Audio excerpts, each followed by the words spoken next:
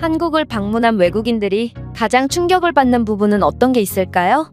물론 많은 것들이 있지만 그중 하나가 바로 정말 상상치도 못한 곳에서도 아이가 혼자 다닌다는 점인데요.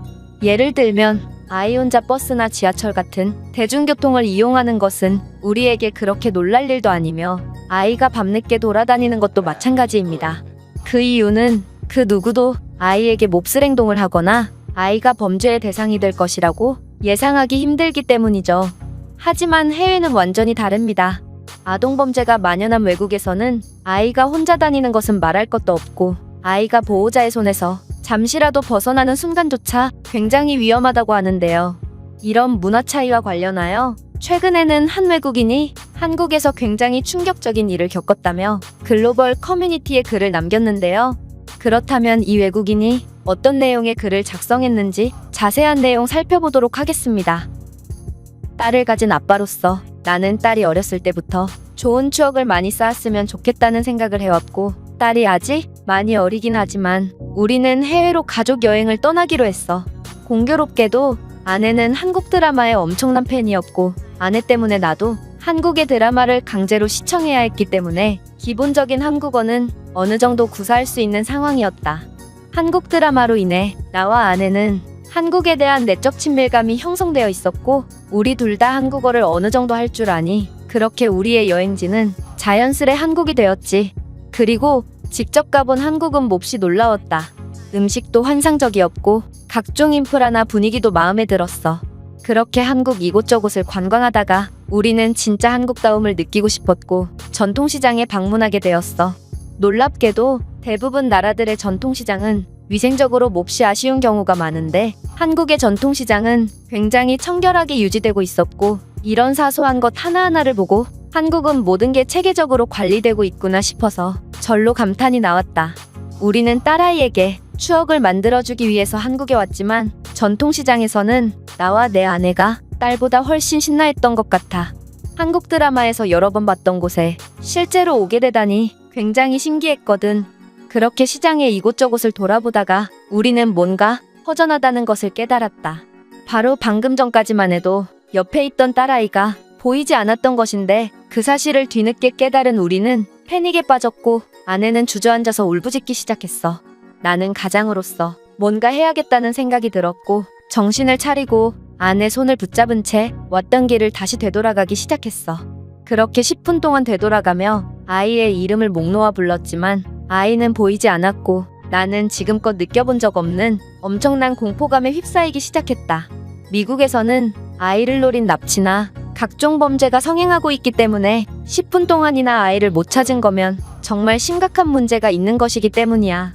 한국의 전통시장은 내가 한국 드라마에서 봤었기 때문에 처음에는 정말 익숙한 풍경이었지만 아이가 사라지고 난 뒤의 풍경은 정말 미로와 같이 복잡하고 위험한 곳처럼 인식되기 시작했어.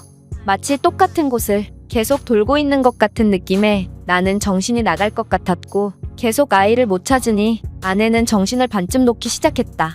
그렇게 절망감에 주저앉고 싶은 생각이 든 그때 한국의 전통 간식인 떡을 파는 할머니가 우리를 부르시더니 뭐라고 말씀을 하시더라.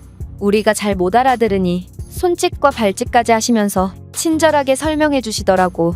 우리가 그녀의 말을 이해한 바로는 지금 아이를 잃어버린 상황 같은데 아이가 이곳을 지나갈 일을 대비하여 아내는 자신이 가게에 남기고 나 혼자만 아이를 찾아보라는 거였어.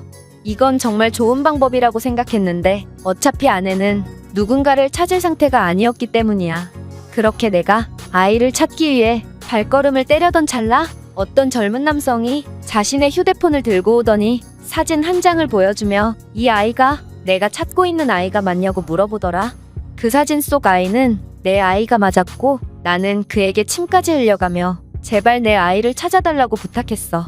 그는 자신의 여자친구가 아이를 보살피고 있다며 자신을 따라오라고 했고 걸어서 3분도 안 되는 거리였지만 내 생에 그렇게 멀게 느껴지는 길은 처음이었어.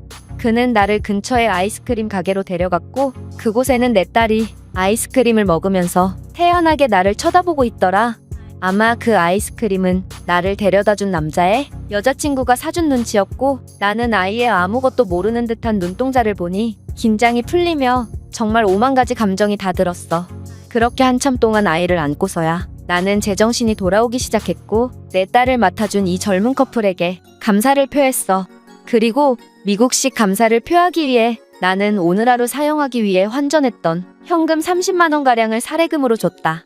하지만 그들은 어차피 자신들이 딸아이를 맡고 있지 않았어도 여기 있는 누군가는 분명히 도와줬을 것이고 결국 딸은 찾을 수 있었을 거라며 한사코 돈을 거절하더라고. 내 나라였으면 아이를 잃어버릴 경우 누군가 시간 내어 찾아주기는커녕 범죄나 안 당하면 감지덕지이지만 한국은 미국과 정반대의 분위기를 보여주고 있었다.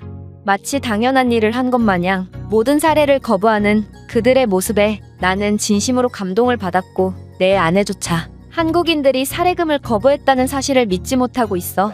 이 세상에 돈 욕심이 없는 사람이 어디 있냐며 말이야. 뭐 누군가는 나를 보고 한국 드라마를 너무 많이 본 것 아니냐며 비웃을지 모르겠지만 맹세코 이것은 드라마가 아닌 실화야. 한국은 정말 최고의 나라다. 이 외국인의 글은 여기까지입니다. 한국의 어른들은 공경에 처했거나 도움이 필요해 보이는 아이를 그냥 지나치지 않죠? 아마 한국인들의 이런 따뜻한 마음씨가 모여 한국이 세계에서 가장 안전한 국가로 발돋움할 수 있지 않았나 싶습니다. 그렇다면 이 글에 대한 다른 외국인들의 반응은 어떤지 댓글을 통해 해외 반응을 살펴보겠습니다. 나였어도 공경에 처한 아이를 본다면 그 아이를 위해 도움을 줬을 것 같아. 하지만 내 시간을 소비했으니 그에 대한 약간의 대가는 받아야겠지? 동의한다. 한국인들은 왜 자신들의 시간을 소비하고도 그에 대한 사례금을 받지 않는 건지 궁금하다. 정당한 대가를 받는 것은 절대로 부끄러운 일이 아닌데도 말이야. 내 생각을 말해보자면 엄마가 아이를 대가 없이 돌봐주는 게 당연한 일이듯이 한국인들은 공경에 처한 남을 도와주는 것을 당연하게 생각하므로 그러한 사례를 받을 생각조차 못하는 게 아닐까 싶다. 엄마가 아이에게 그동안 돌봐준 비용을 청구하지는 않듯이 말이야.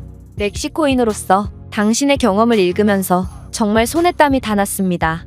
저 또한 두 아이의 어머니고 그들을 시장통에서 잃어버렸다간 어떻게 되는지 그 누구보다 잘 알고 있기 때문입니다. 한국에서 산 지 1년 차입니다. 저는 아직 한국에 대해 완벽하게는 모르지만 하나만은 확실히 알고 있어요. 한국에서 아이는 정말 각별한 존재이고 건드리지 말아야 하는 불문율이 있거든요. 그리고 제 아무리 돈이 많고 권력이 있는 사람이라도 그 불문율을 절대로 어길 수 없어요. 저도 동의해요. 희한하게도 한국에서는 남의 아이라도 무조건적으로 잘 대해주는 문화가 있고 이들의 문화를 알고 있다면 저 커플이 보인 행동을 이해할 수 있어요. 장난건데 아이를 잃어버리고도 무사히 찾을 수 있는 나라는 한국과 일본밖에 없어. 나머지 국가들에서는 아이를 돈으로 보는 저질들을 어디에서나 볼 수 있다. 저도 동의하는 바입니다. 하지만 아이를 찾아주고도 사례를 받지 않는 나라는 한국이 유일하죠. 당신의 아이에게 아이스크림을 사준 여성은 아이를 한두 번 돌봐본 솜씨가 아닌 것 같은데 아이를 안심시키기 위해 간식을 사주다니 그녀는 분명 좋은 엄마가 될 수 있을 거야. 아이를 찾기 위해 도와준 할머니도 마찬가지야. 아이는 앞으로만 걷기 때문에 한자리에서 기다린다면 언젠가는 아이와 마주칠 확률이 크거든. 한국 여성들은 아이에 관해서는 정말 전문가처럼 보인다. 예로부터 한국과 중국은 아이를 소중히 여기며 잘 대해주는 전통이 있습니다. 아마 중국에서 아이를 잃어버렸어도 많은 중국인들이 아이를 찾아줬겠죠. 제가 알기로 중국은 아동범죄에 관해서는 굉장히 악명이 높은 국가라고 알고 있습니다. 심지어 그들은 아이를 납치해서 식용으로 사용한다고 들었어요. 저는 중국으로 교환학생을 간 적이 있고 중국인들은 공경에 처한 사람들을 절대로 도와주지 않습니다. 설령 그게 아이라도 마찬가지죠. 아이가 크게 넘어져 피가 쏟아지는데도 거리의 수많은 중국인들은 아이에게 눈길조차 안 주더라고요. 저는 한국에서 3년째 일하고 있고 현재 한국은 중국 출신 범죄자들로 인해 굉장한 골머리를 앓고 있습니다. 심지어 그들의 표적은 남녀노소를 가리지 않고 있죠. 중국인들이 아이에게 잘 대해준다는 건 정말 헛소리입니다. 한국에서 한 달간 여행해 본 적이 있는 저로서는 그저 지루하게 글을 읽었을 뿐이네요. 왜냐하면 한국에서는 당연히 아이를 찾을 수 있을 거라 확신했거든요. 마치 결말을 알고 보는 영화처럼 저는 결말을 미리 한 채로 글을 읽었어요.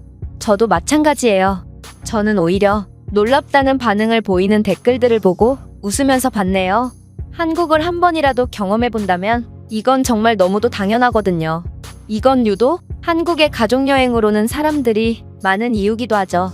한국인들은 약자에게 오히려 관대한 태도를 보이기 때문에 어떠한 변수가 생기더라도 한국인들의 도움을 기대할 수 있거든요. 제가 준비해온 내용은 여기까지입니다.